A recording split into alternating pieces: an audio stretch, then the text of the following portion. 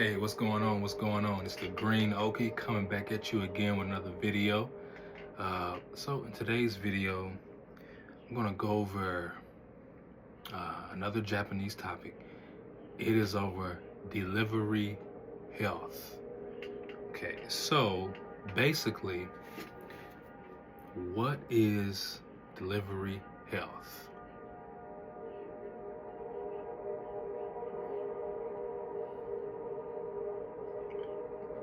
In a sense, in a nutshell, it's a 304, but not what you think. Okay, so basically, I think that a lot of Japanese men, I think it was around 30%. Yeah, I think it was at least 25%. I think they are virgins even into their 40s and stuff like that. You know? So essentially a lot of them don't have experience, or should I say a significant amount of them don't have experience with women, you know? So, and this is even further worsened whenever you go into the countryside. You see, because I remember when I was living in the countryside, even me, I was like, where is everybody at? Where are all of the women? It was like every couple miles, it was another person, but it was like an old man. It was another every couple miles, it was an old woman. Um, I hardly saw any young people like me at that time, you know. So it was like, where's everybody at? What's everybody doing? You know, it was like I didn't know what to do. You know, like, where's everybody going to hang out and stuff at? You know,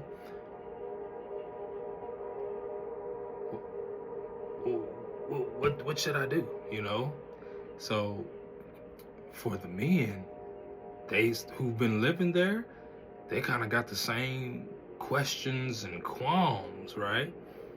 So essentially, like I said, the isolationist culture, the existentialism, living, existing but not living, you know, essentially, I think it causes some mental health issues. And basically, what I think what some locales or local governments have done, they got this delivery health system. Now, I've never done it, but I used to live with a Yakuza member. I used to live with this Yakuza member.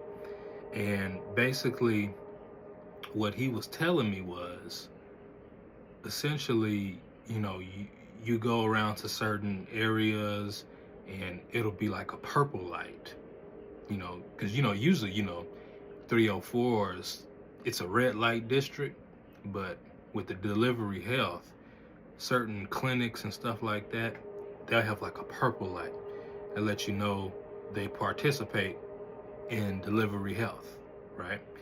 So the delivery health, it basically you deliver a 304, but not a real 304. This is like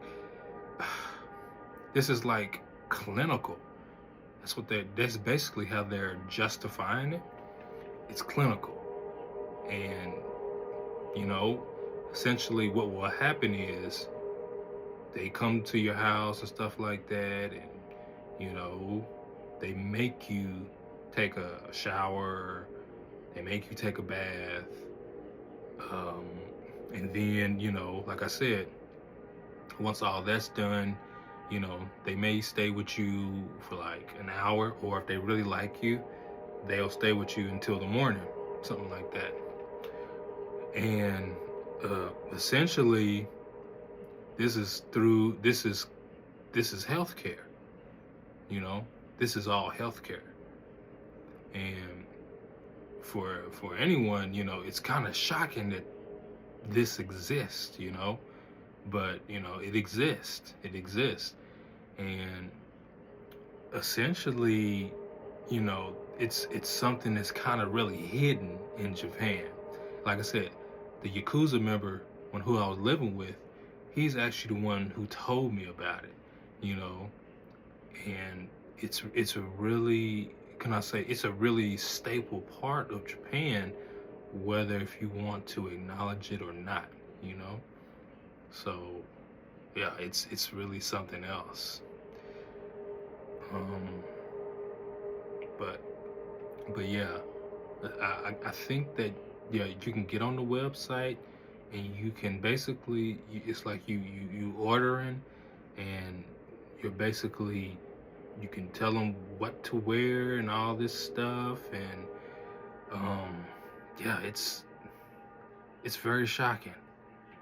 It's very, very shocking, because I was like, this is like is this is this trafficking or whatever? But I didn't know. I was just like, it felt like it was legally sanctioned.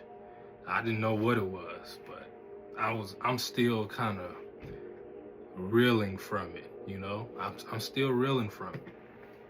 Yeah, but yeah, the um, the delivery health system thing is supposed to be for men who are kind of lonely and they have some like mental health issues going on, or maybe, like I said, the karoshi culture as well, in which they are overworked.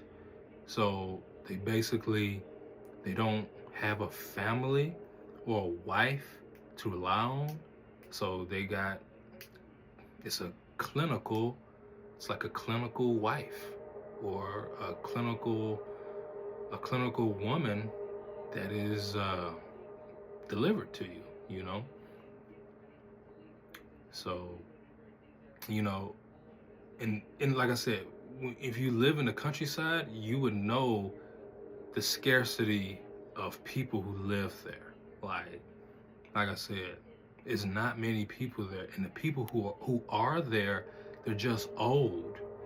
They're old, and they're like alone, and like it's really, it gets really, can I say, it gets really boring at times. It gets really boring, and you do have this existentialism crisis that is there.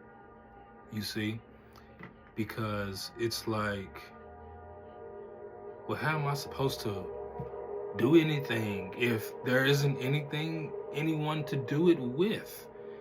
How am I supposed to have fun if everybody else is working? So, in turn, since everybody else is working, well, hey, I might as well work too. And once again, this is what causes Japanese people not to have children. It's just this whole work culture. So, since the men are just constantly working, how are they supposed to actually have time to participate in a social life, to get that experience with women? How are they supposed to conduct themselves around women? You see, this also what kind of leads, which causes a lot of men to be virgins, maybe up until their 40s, and essentially, like I said, the delivery health, it's that answer to those men who have been working, relentless hours or whatever, and they can just kind of, they use that system, and, like I said, and it's not just for those type of services. Sometimes it's strictly for companionship, because like I said, Japan has this culture where you can have somebody to come cuddle you. You can have somebody to just be your girlfriend.